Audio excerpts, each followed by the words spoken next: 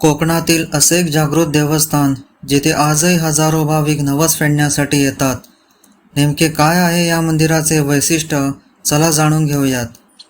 घनदाट हिरवाई, शांत वातावरण आणि शतकानुशतके जपली गेलेली श्रद्धा. कोकणातील वाकेड गावात विराजमान आहेत श्री आदिष्टी देवी आणि श्री केदारलिंग अर्थात वाकोबा देव.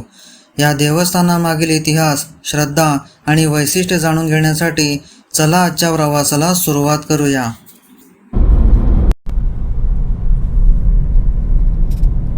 तर मंडळी, आत्ता वाजले सकाळचे 9:40 आणि आपण प्रवास परतीचा चालू केलेला आहे आणि आपण देवगडमधून चाललो आहोत वाकेडच्या दिशेने आणि तिथे आपण आमच्या देवाचं दर्शन घेणार आहोत. तुम्हाला सुद्धा मी तिथलं दर्शन घडवणार आहे मंदिराचं. पहिले म्हणजे आदिष्टी देवी आणि त्याच्यानंतर वाकोबा मंदिर, विंडमिल गार्डन आणि हे पवनचक्कीच्या इथे जाऊन आलो. पण एकतर अंधार पण खूप झालेला आणि दुसरी गोष्ट म्हणजे बॅटरी पण खूप लो झालेली, त्याच्यामुळे काही व्हिडिओ काढू नाही शकलो. त्याच्यामुळे क्षमस्व, पुढच्या वेळेला जेव्हा येऊ तेव्हा नक्की आपण ते दाखवण्याचा प्रयत्न करूच. तर आता आपण प्रवास चालू केला आहे वाकेडच्या दिशेने. तर इथून आहे 75 किलोमीटरची रनिंग आणि जवळजवळ लागणार आहे आपल्याला 1.5 तास आणि सकाळचे वाजलेत 9:40. तर बघूया आपण 11:15पर्यंत पोचू. तर जाता जाता मधले काही जर चांगले ठिकाणं दिसलीत, म्हणजे चांगले रोड असतील वगैरे, तर असे मी तुम्हाला दाखवेन आणि मंदिराचं दर्शनसुद्धा मी दाखवेन.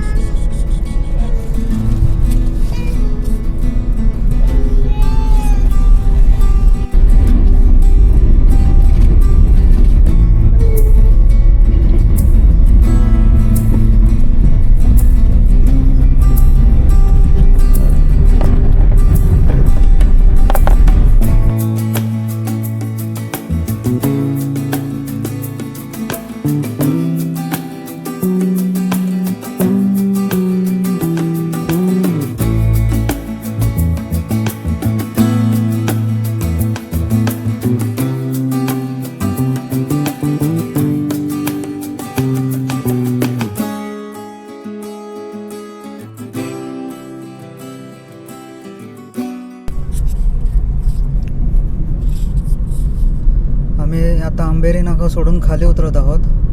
म्हणजे आम्ही जो देवगडवरून बाहेर जातो NS66ला जोडायला, जिथे तळेरेच्या इथे, तिथून न जाता आम्ही डायरेक्ट आतल्या रस्त्याने येतो आहे जो राजापूरवरून एक्झिट होईल NS66ला. तर इथे आम्हाला खाडीचा पूल लागला आहे.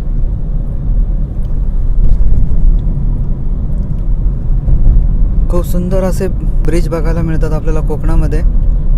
प्रत्येक खाडीवरती, प्रत्येक नदीवरती हे सुंदर विहंगम दृश्य पाहायला मिळतात आपल्याला.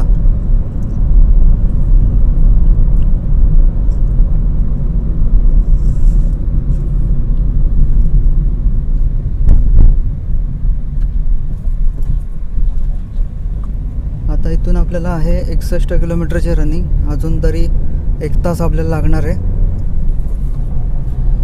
तर असे काही काही सुंदर दृश्य जसे दिसत येतील तसे मी तुम्हाला दाखवत जाईन. आणि इथून तुम्हाला पावसला जायचं असेल तरी पावसला जाऊ शकता. 60 किलोमीटरची रनिंग आहे इथून पावस. आणि असे काही मध्येच चढ उतार सुद्धा आहेत, वळणावळणाचे रस्ते.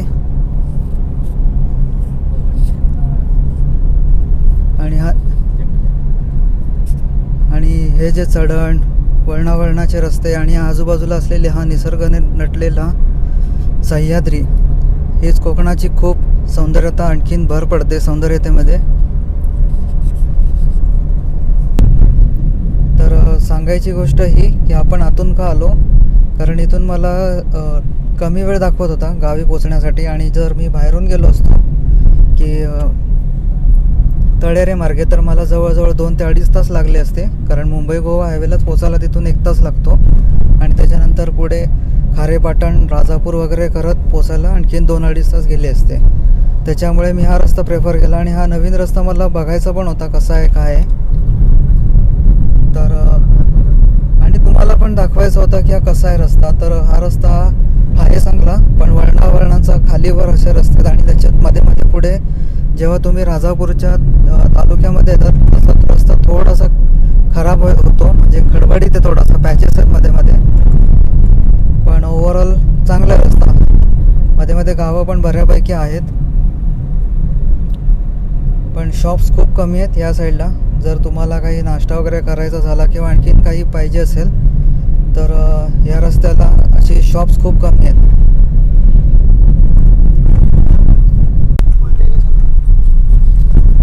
तर मंडळी, आपण आता आलो आहोत NH66ला. हा बघा समोर तुम्हाला रस्ता दिसतोय तो जो मुंबई गोवा हायवे, आणि आपण आता इथून एक्झिट घेत आहोत राजापूरमधून. आणि हा आपला मुंबई गोवा हायवे.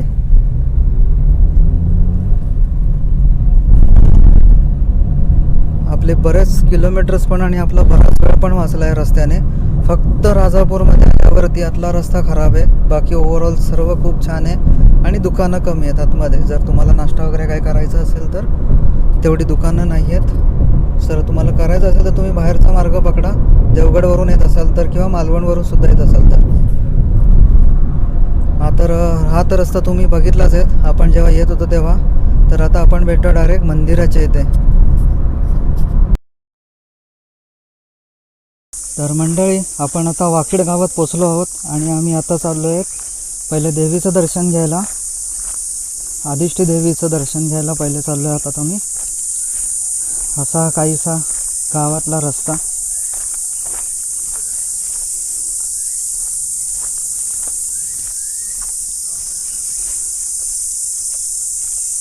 पूर्ण शांतता एकदम.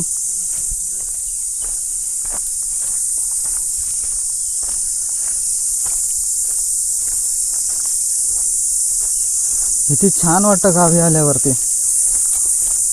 असं वाटतं इथेच राहावं, मुंबईत परत जाऊ नये. पण शेवटी आपली कामधंदे आठवतात आणि इथून परतीचा प्रवास चालू करावाच लागतो आपल्याला, नाईलाज असतो. पण नक्कीच आपण पुन्हा गावी येऊच राहिला अशी माझी इच्छा आहे.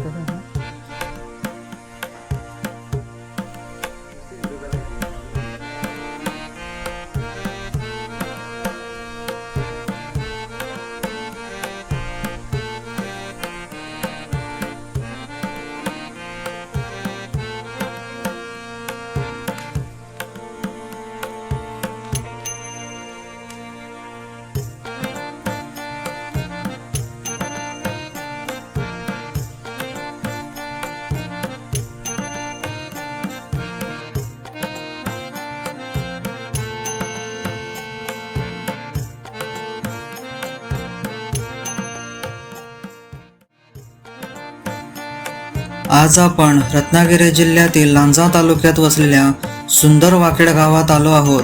हे गाव प्रसिद्ध आहे आपल्या ग्रामदैवत श्री आदिष्टी देवी आणि श्री केदारलिंग अर्थात वाकोबा देव यांच्या पवित्र मंदिरासाठी.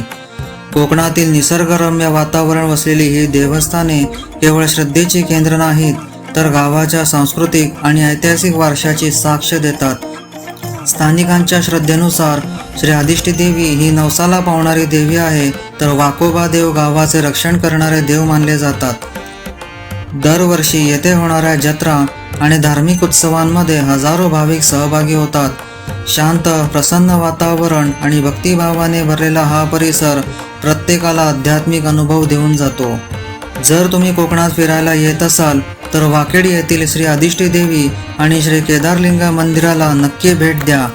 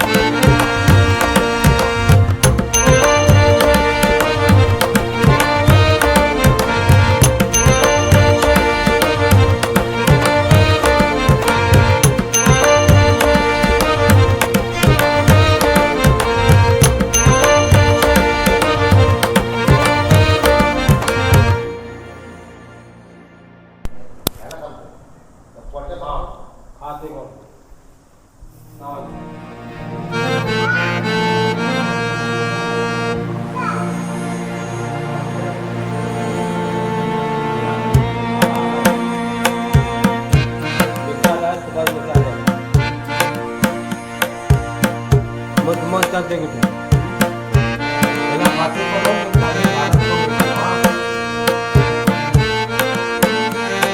हॅलो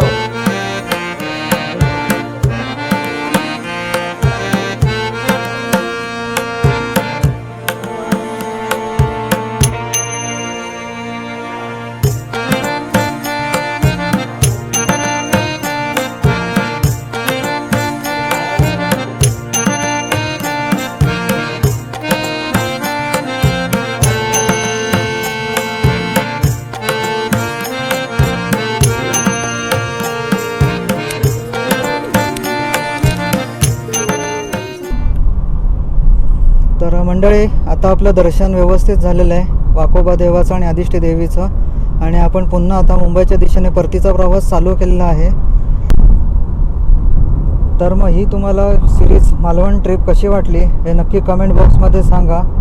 आणि पुढील कुठले जर तुम्हाला आवडत असेल जिथे फिरायला मी जावं आणि जे तुम्हाला पाहायचे असतील डेस्टिनेशन्स, तर मला कमेंट बॉक्समध्ये नक्की सुचवा. मी नक्की तिथे जाऊन ते शूट करून तुम्हाला दाखवण्याचा प्रयत्न करेन. तर चला मंडळी, ही व्हिडिओ आणि ही सिरीज आता इथेच थांबवत आहोत. भेटूया आता एका पुढील नवीन ब्लॉगमध्ये. तोपर्यंत काळजी घ्या आणि सेफ ड्रायव्हिंग करा. चला, बाय बाय.